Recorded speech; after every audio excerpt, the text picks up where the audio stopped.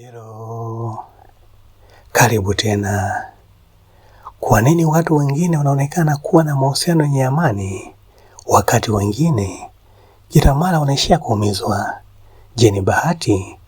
Je, ni sura na muonekano? Au kuna siri ambazo wengine hawazijui? Leo nitakushirikisha siri 10 muhimu sana ambazo ukizielewa mapema zitakusaidia kujenga mahusiano yenye afya, kuepuka maumivu yasiyo lazima na kufanya mapenzi yasikusumbue tena. Lakini nakusihi, usiruke hata siri moja, kwa sababu siri ya mwisho ndiyo inayobadilisha kabisa namna unavyoangalia mahusiano. Kabla hatujaanza, bonyeza subscribe kwenye Date For Sure, like video hii na usisahau kuwasha kengele ili usikose elimu nyingine muhimu kuhusu mahusiano. Siri ya kwanza, usimfanye mpenzi wako kuwa chanzo pekee cha furaha yako. Watu wengi huingia kwenye mahusiano wakaamini kuwa mtu huyu ndiye atanifanya niwe na furaha. Hapo ndio tatizo huanza. Hakuna binadamu anayeweza kubeba jukumu la kukufurahisha kila siku. Ukimtegemea mtu mmoja kukupa amani, furaha na thamani yako, siku atakapobadilika kidogo tu, utavunjika kabisa. Mahusiano mazuri huanza pale ambapo tayari una maisha yenye furaha, alafu unampa mtu wa kuyafanya we bora zaidi, sio mtu wa kuanzisha. Siri ya pili, chagua tabia, sio hisia pekee. Hisia zinaweza kukudanganya. Leo unaweza kumpenda sana mtu, kesho hisia zikapungua, lakini tabia hazidanganyi kwa muda mrefu. Mtu mwenye heshima ataendelea kuwa na heshima. Mtu mwaminifu ataendelea kuonyesha uaminifu, lakini mtu mwenye tabia mbaya ataificha kwa muda mfupi tu, baadaye utaiona. Usichague kwa sababu tu moyo umesisimka. Chagua kwa sababu tabia zake zinaonyesha anaweza kujenga maisha mazuri na wewe. Siri ya tatu, mawasiliano ni muhimu kuliko mapenzi yenyewe. Watu wengi hufikiri mapenzi ndio kila kitu, lakini ukweli ni huu. Mahusiano mengi hayafi kwa sababu ya kukosa mapenzi, yanakufa kwa sababu ya kukosa mawasiliano. Ukishindwa kueleza unachohisi, ukishindwa kusikiliza mwenzako, ukishindwa kutatua migogoro kwa utulivu, hata kama mnapendana sana, mahusiano yatapata shida tu. Jifunze kuzungumza kwa heshima, jifunze kusikiliza kabla ya kujibu, na jifunze kutatua matatizo pamoja badala ya kushindana nani na makosa. Siri ya 4, acha kukimbiza mtu asiye kuchagua. Kuna watu hutumia miezi, wengine miaka, wakijaribu kumshawishi mtu awapende, lakini ukweli mchungu ni huu. Mtu anayekutaka kweli hutahitaji kumlazimisha kupende. Ukijikuta wewe ndiye unapiga simu kila mara, wewe ndiye unatuma ujumbe kwanza kila siku, wewe ndiye unaomba muda, na wewe ndiye unaomba msamaha hata pale ambapo hukukosea, simama, jiulize, je, huu bado ni uhusiano au ni mapambano ya mtu mmoja?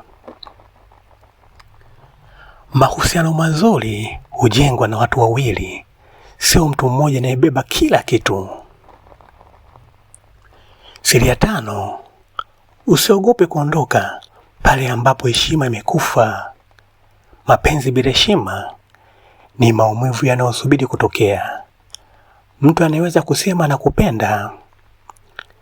Mtu anaweza kusema nakupenda, lakini kila siku anakudhalilisha, anakutukana, anakudanganya, anakudharau, alafu bado anasema nakupenda. Mapenzi ya kweli hayaondoi heshima, yanaiongeza. Ukiona heshima imepotea, usikae kwa sababu ya kuogopa kuwa peke yako. Usiogope upweke, kwa sababu upweke wa muda mfupi ni bora kuliko mateso ya muda mrefu. Siri ya 6, usipuuze red flags kwa sababu tu unampenda. Hii na hili ndio kosa ambalo watu wengi ulifanya. Unaona tabia mbaya, lakini unasema atabadilika. Unaona uongo, unasema ni mara moja tu. Unaona kukosa heshima, unasema labda alikuwa na hasira. Lakini kadri unavyozidi kupuuza red flags, ndio unavyozidi kujitayarishia maumivu na kuumia. Mapenzi hayaondoi tabia mbaya, mara nyingi huzifanya zionekane wazi wazi. Siri ya 7, jifunze kujipenda kabla hujategemea kupendwa. Mtu ambaye hajithamini hataishia akiomba kuthaminiwa. Mtu ambaye hajipendi hataishia akiomba kupendwa. Na hapo ndipo watu wengi huanza kuvumilia mambo ambayo hawakupaswa kuyavumilia. Ukijua thamani yako, hutakubali mtu akufanye chaguo la mwisho. Hutakubali kudanganywa kila siku, na hutakubali kubaki mahali ambapo moyo wako unateseka. Lakini bado kuna siri 3 muhimu sana, na siri ya mwisho ndiyo ambayo watu wengi huigundua baada ya kuumia sana. Siri ya 8, msamaha ni muhimu, lakini usiruhusu uwe tiketi ya kurudia makosa. Kusamehe ni jambo zuri sana, lakini kuna tofauti kubwa kati ya kusamehe na kuruhusu mtu akuumize tena na tena.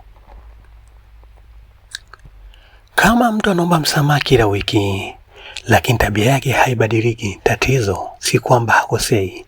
Tatizo ni kwamba anaamini utamsamehe kila wakati, kila siku.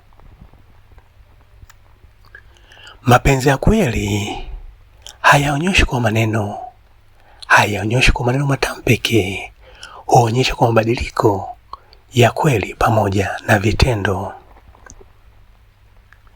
Siri ya 9, usiingie kwenye mahusiano kwa sababu tu unaogopa kuwa peke yako, unaogopa upweke.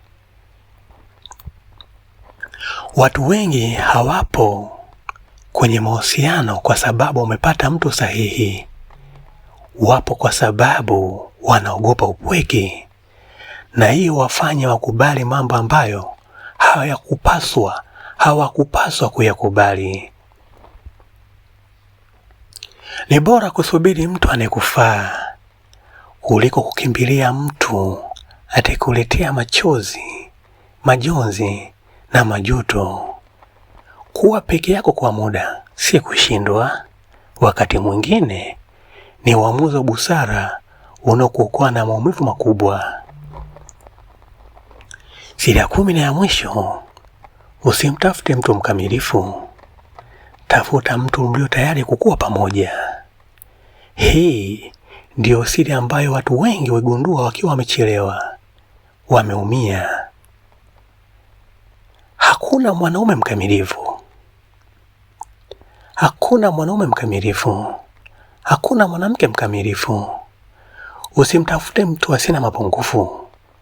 Utatumia maisha yako yote ukitafuta. Badala yake, tafuta mtu mwenye heshima, mwaminifu, anayekusikiliza, anayekubali kujifunza, na aliye tayari kujenga maisha pamoja na wewe, kwa sababu mahusiano yenye furaha hayajengwi na watu wakamilifu, yanajengwa na watu wanaochagua kupendana, kuheshimiana na kukua pamoja kila siku. hitimisho, kama umefika mpaka hapa, hongera. Chukua maua yako.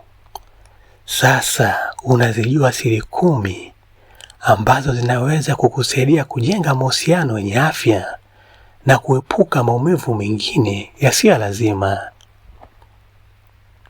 Lakini nataka kukuuliza swali moja. Ni siri ipi imekugusa zaidi? Andika kwenye comment na uniambie kwa nini. Nitasoma maoni yako yote. Na kama video hii imekusaidia, bonyeza like, subscribe kwenye Date For Sure, na usisahau kuwasha kengele ili usikose video zinazofuata. Asante kwa kutazama. Tutaonana kwenye video inayofuata, Mungu akipenda. Kwaheri.